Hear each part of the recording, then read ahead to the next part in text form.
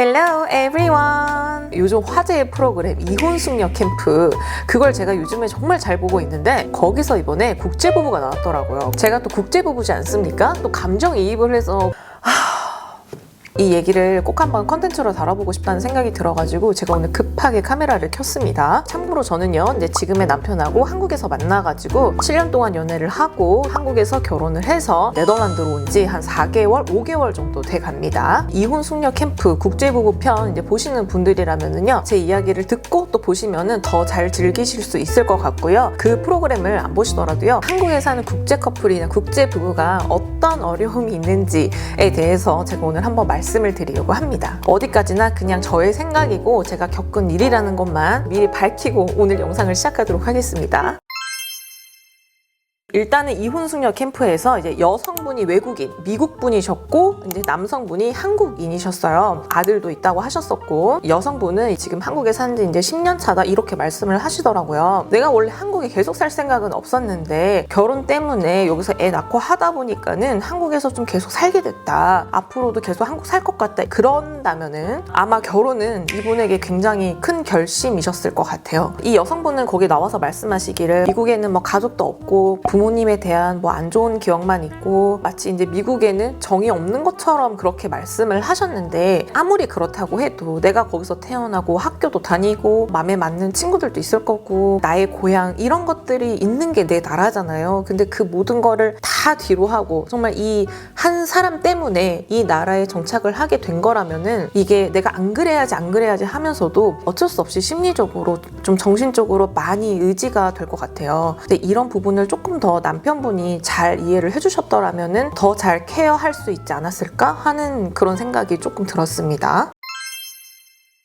한국인들은요, 외국인에 대해서 굉장히 좀 되게 친절해요. 그리고 되게 잘해주려고 그래요. 뭐 이제 외국인이 이제 막 한국에 놀러 와가지고 How to get to 경복궁 막 이러면은 막 영어를 못해도 막 알려주려고 그러고, 한국 음식도 막 맛있게 먹는 막 외국인 보면은 한국 사람들 막 진짜 좋아한단 말이에요. 이거는 근데 어디까지나 여러분 외국인 관광객에게 한해서요. 뭐 한국에 일을 하러 오거나 그냥 살러 오는 사람들 있잖아요. 이런 사람들에게는 조금 다른 면을 보여주시는 분들이 조금 있는 것 같아요. 국제 부부가 한국에서 살고 아이를 이제 낳아서 그 아이가 이제 유치원에 갔는데 뭐 같은 반에 있는 이제 한국인 어머니가 이제 컴플레인을 했다. 우리 아이가 외국인이랑 같은 반에 있는 게 나는 싫다. 그 외국인 아이를 다른 반으로 보내달라. 뭐 이렇게 컴플레인을 했다라는 얘기를 들은 적이 있어요.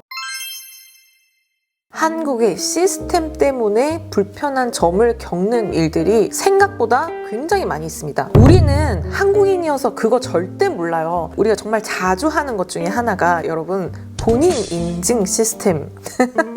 정말 답답합니다. 자, 우리가 은행에 가거나 어떤 사이트에 뭔가를 가입을 하거나 어떤 행정적인 처리를 하거나 그럴 때 우리가 본인 인증이라는 걸 하잖아요. 본인 인증을 할 때는 핸드폰 번호, 이름 이런 게 들어가죠. 홍길동 뭐 이렇게 굉장히 단순한 구조죠. 이 우리나라 시스템이니까 우리나라의 이름 형태에 맞춰서 그 시스템이 개발이 되어 있단 말이에요. 자, 그런데 여러분, 예를 들어서 레오나르도 디카프리오가 우리나라에 와서 살면서 본인 인증을 한다고 칩시다. 레오나르도가 이름이고 디카프리오가 성이잖아요. 근데 우리나라는 성이 일단 앞으로 와야 되기 때문에 일단 순서가 이렇게 바뀝니다. 그래서 디카프리오 레오나르도가 되죠. 레오나르도 디카프리오 10글자죠, 이름이. 근데 이름이 굉장히 길어요. 자, 그러면은 본인 인증할 때 이름을 10글자를 입력할 수 있느냐? 없는 경우가 거의 대부분입니다. 이거는 뭐 인증하는 시스템, 뭐 회사마다, 뭐 은행마다 뭐 다 달라요.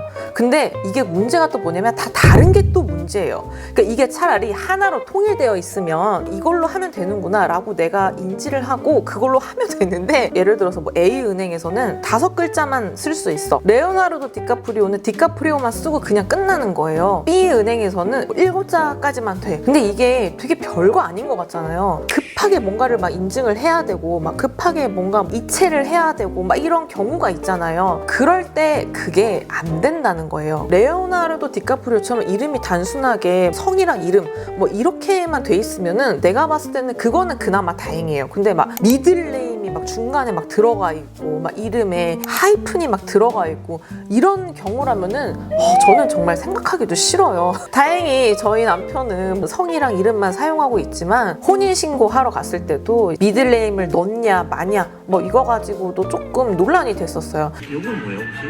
아 그게 그 미들네임이에요. 이 욕을 안 넣으면 네.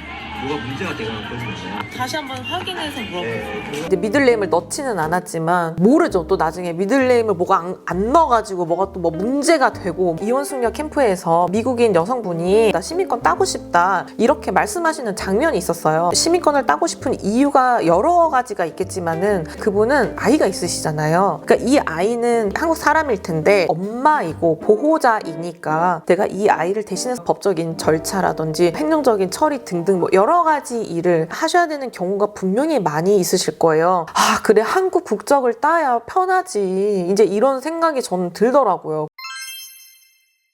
예전에 막 그런 적도 있어요. 건너편에서 오는 아주머니가 저희가 이제 막 한국말로 막 얘기하는 거를 이제 막 들으시고는 다짜고짜 저희 남편의 팔을 여기를 팍 붙잡더니 어디 나라 사람이에요? 물어보시는 거예요. 물론 그분은 너무나도 순수한 호기심이셨겠죠. 나쁜 의도가 있었겠습니까? 갑작스러운 그런 신체적 접촉, 급작스러운 어떤 질문 막 이런 게 들어오니까 놀랐고 저희도 당황스럽고 또 뭐 세상이 또 흉흉하잖아요. 또 뭐 이상한 사람들도 있을 수 있으니까 여러분 저희 남편이 한국에서 15년 살았어요. 근데 15년 동안 그런 일을 일주일에 한두 번씩은 꼭꼭 겪는다고 생각해 보세요. 그게 계속 지속이 되면 될수록 그게 굉장히 나중에는 또 막 스트레스로 막 다가와요. 그런 얘기를 계속 듣는 게 또 어떤 영향을 미치냐면요. 저희 남편은 한국말을 너무 잘하고 한국 문화에 대한 이해도도 굉장히 높고 뭐 한국에서 회사를 다니고 한국이 뭐 여기가 뭐 내 나라 같고 이제 뭐 그렇단 말이에요. 이 사회에 나도 좀 이렇게 스며들고 싶다 이런 생각이 들잖아요. 근데 계속 사람들이 항상 이방인 취급을 하죠. 내가 여기서 아무리 한국말을 잘해도 한국 음식을 잘 먹어도 한국 회사를 다니고 해도 내가 죽을 때까지 사람들은 나를 이방인 취급을 할 것 같다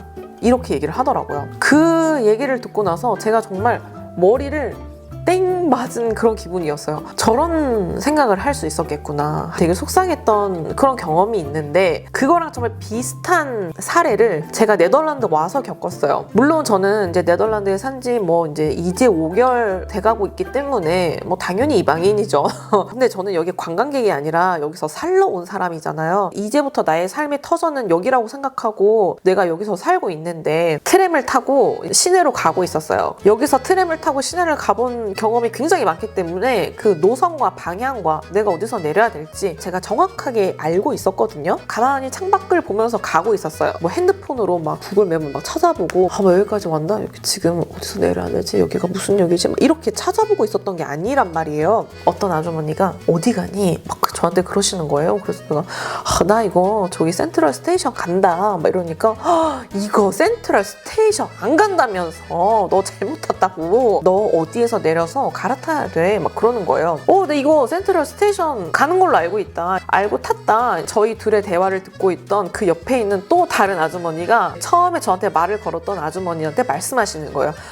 이거 센트럴 스테이션 간다고 하니까 그러냐고 막 그러면서 나한테 미안하다고 네가 모를까봐 내가 알려주려고 했던 건데 내가 좀 제대로 잘 몰랐다고 이제 그렇게 말씀하시더라고요. 그래서 뭐 괜찮다고 막 고맙다고 이제 그렇게 얘기하고 끝났어요. 나를 도와주려고 했었던 친절했던 아주머니구나 이렇게 생각을 했는데 제가 그날 밤에 집에 와서 이렇게 생각을 해보니까 나는 어쩌면 이 사회에 평생 좀 속하지 못할 것 같다. 내가 평생 이방인으로 살아야 되겠구나. 그런 생각이 들더라고요. 예전에 한국에서 남편이 저한테 했던 말이 딱 생각이 나는 거예요. 이 기분이었구나. 우리나라가 외국인이랑 결혼을 해서 산다는 것에 대해서 과연 어떤 시선을 갖고 있는지 알려면은 저희 유튜브에 이제 그동안의 댓글들을 보면은 알 수 있습니다. 예쁘게 봐주시고 국제 결혼에 대해서 뭐 아무런 문제가 없다 뭐 이렇게 말씀하신 분들도 많지만은 또 그렇지 않은 분들이 많다라는 거를 제가 이 유튜브를 하면서 알았어요. 입에 담지도 못할 댓글을 뭐 쓰셔가지고 저는 너무너무 놀라고 정말 황당했던 경험이 있어요. 그 댓글을 아직도 정확하게 기억을 하고 있는데 저는 이 댓글을 제 입으로 꺼낼 수가 없어요. 저는 한 번도 그런 단어를 사용해 본 적도 없고 저는 뭐 입으로는 저 절대 못 담겠어요. 뭐 그거보다 이제 조금 더 수위는 낮지만 뭐 외국으로 뭐 팔려갔네. 이 여자는 분명히 뭐 나이가 많아서 뭐 한국에서는 안 팔렸을 거다. 그래서 외국 남자한테 시집을 갔다. 뭐 성적으로 문란하다. 앞뒤 없이 그냥 다짜고짜 그냥 욕만 딱 써놓고 가시는 분들도 있었고 이제 제가 그런 분들은 정말 조용히 삭제를 합니다. 이제 막 그런 댓글들을 막 몇 번 이제 봤다 보니까 아침에 일어나자마자 눈 떠서 제일 먼저 하는 일이 이제 댓글부터 봐요. 내가 자는 사이에 혹시 이상한 댓글이 달렸나? 막 이런 두려움이 막 생기더라고요. 근데 너무 안 좋은 얘기만 한 것 같은데 사실은 정말 좋은 일이 많이 있었습니다. 정말 10개 중에 9개가 좋은 기억이에요. 저희를 국제 부부라는 이유만으로 많이 기억해 주시고 뭐 식당에서도 항상 반겨주시고 서비스 주시고 이런 경우가 뭐 한두 번이 아니었어요. 정말 많이 있었거든요. 국토대장정 막 이런 거 비슷한 거 한다면서 약간 도보여행 한 적 있었거든요. 비가 너무 많이 오는 날 이제 어느 시장에 들어갔어요. 근데 할머니 혼자서 하시는 칼국수 집이었는데 칼국수를 딱 갖다 주시더니 나중에 이제 할머니가 포크를 하나 딱 남편한테 갖다 주시는 거예요. 칼국수가 약간 쇠젓가락으로 먹기가 난이도가 되게 높은 음식이잖아요. 왜냐면 미끌미끌거리니까 젓가락질 못하는 외국인인 줄 알고 저는 그걸 보면서 너무 웃었는데 너무너무 가슴이 따뜻한 거예요. 좋은 경험, 따뜻했던 경험이 더 많았다는 거를 꼭 말씀을 드리고 싶고요. 이혼숙녀 캠프도 와이프가 손 이렇게 좀 떤다고 손도 이렇게 꼭 잡아주고 중간중간에 약간 스치듯이 와이프에 대한 사랑이 좀 느껴지더라고요. 한국에서 정말 행복하게 생활 꾸려 나가셨으면 좋겠습니다. 제가 오늘 좀 급하게 카메라를 켰고 또 막 감정이입이 되다 보니까 막 너무 흥분해서 톤이 올라가고 막 이랬었던 것 같은데 개인적인 이야기를 오늘 좀 많이 풀다 보니까 좀 그렇게 된 것 같아요. 그래서 시청하시면서 조금 불편하셨으면 죄송하고요. 오늘 영상은 여기서 마치도록 하겠습니다. 국제 커플, 국제 부부 이런 거 관련해서 좀 고민이나 궁금한 점 있으시면은 언제든지 댓글로 알려주시면은 제가 또 성심성의껏 또 답변을 드리거나 인스타 DM으로 답변을 드리도록 하겠습니다. 구독과 좋아요 누르는 거 잊지 않으셨죠? 다음 영상으로 찾아오도록 하겠습니다. 그러면 안녕!